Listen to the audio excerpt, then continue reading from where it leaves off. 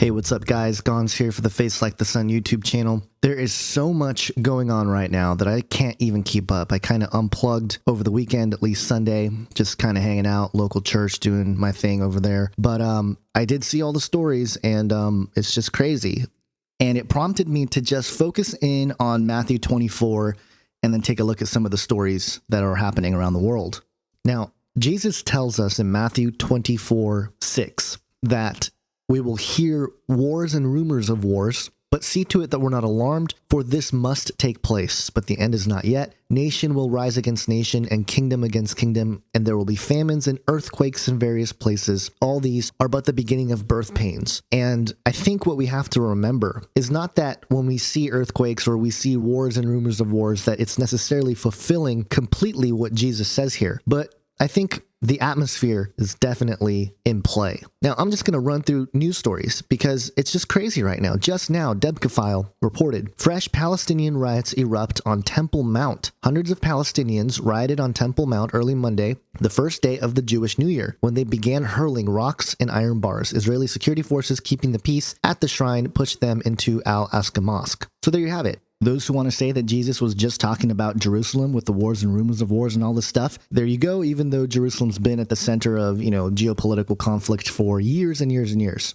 And also, of course, the story about the crane that fell on the mosque last week and killed over 100 Muslims worshiping. I mean, a lot of people are jumping on, oh, that's God's judgment. And, of course, it happened on 9/11, the 14th anniversary. And that plays well into the rhetoric of the American narrative that these were Islamic terrorists that took out the two towers in America. But I really don't like that sort of rhetoric because first off, these were lives that were lost, so let's not forget that. Secondly, it ignores the reality of who was actually behind the 9/11 attacks. And thirdly, I don't think it's necessarily the best tool for evangelism to start ranting and raving about how God judged Islam based on this one event.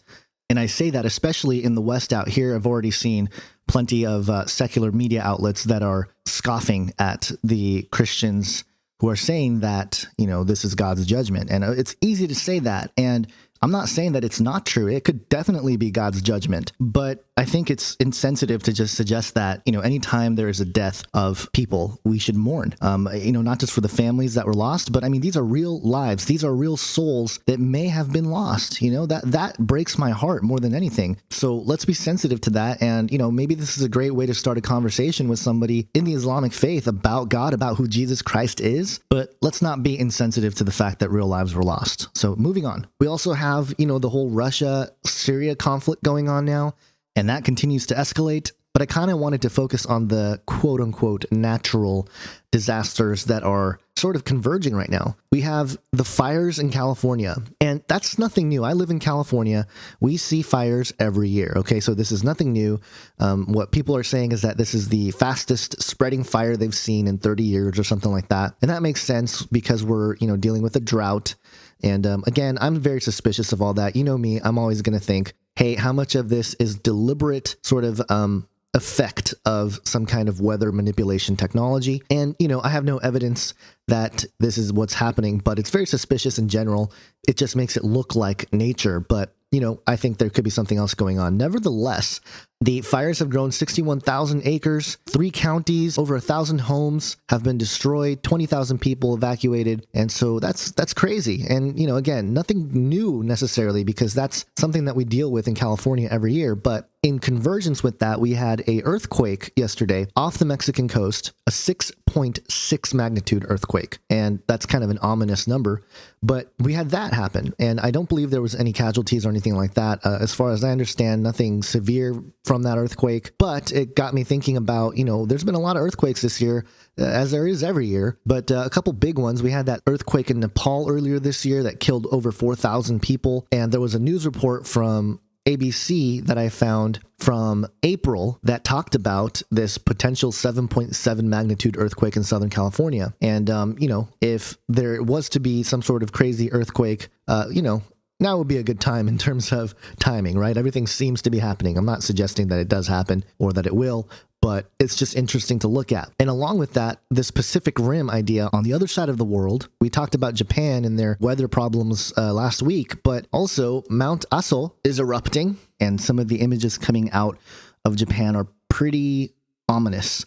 Flights have been disrupted, and, it's just another one of those things, is it business as usual or is something else going on? Of course, we had that Iceland eruption a few years ago that caused flight disturbances, and, so it just makes all of this stuff that Jesus talked about definitely relevant. And it's been 11 years since Mount Aso erupted, but again, there seems to be some tension in the Pacific Rim, which there always has been, but these natural disasters converging at one point, something seems to be up.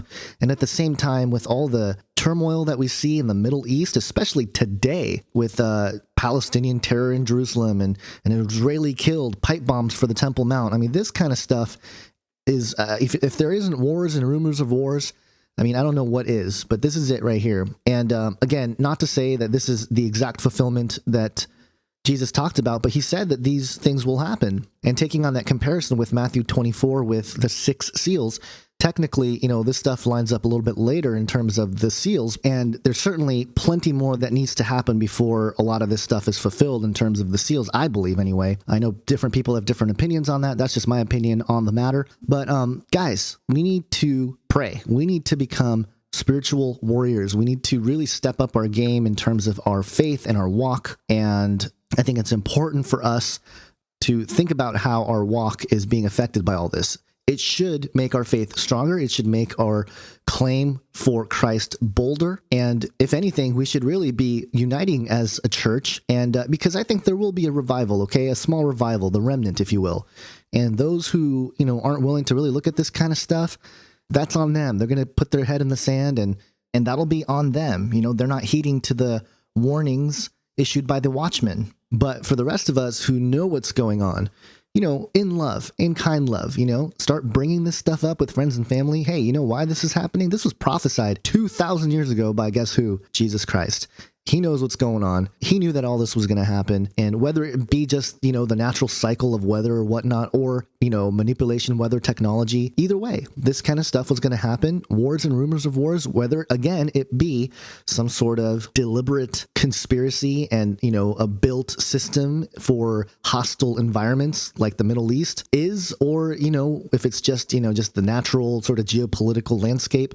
Either way, Christ's words ring true. So I think we're going to start seeing more of this chaos stuff. And, it's just very interesting as we approach the Pope landing in America. Most people are saying, oh, it's just, it's going to be a normal sort of announcement. I think there's something more to it. And not that there's anything specifically that will be fulfilled biblically per se, but I think it's at least monumental in our place and time in history, and it could yield to certain prophecies being fulfilled. I'm not saying they will, but we got to keep an eye out. We got to be vigilant. We got to stay watchful. We got to stay sober-minded. So that's just some of my thoughts here. I got a couple other topics I want to tackle and try to get videos out on that today or tomorrow on some other issues that are out there on the front of transhumanism, on the front of the Nephilim concept, and, and all this stuff. So I'm going to leave that to another video, but for this one, go read Matthew 24, get familiar with it, understand it, and talk to your friends about it, especially your fellow believers. This is a great time. When stuff like this happens, this is the time to start talking to your brethren. Hey guys, let's wake up.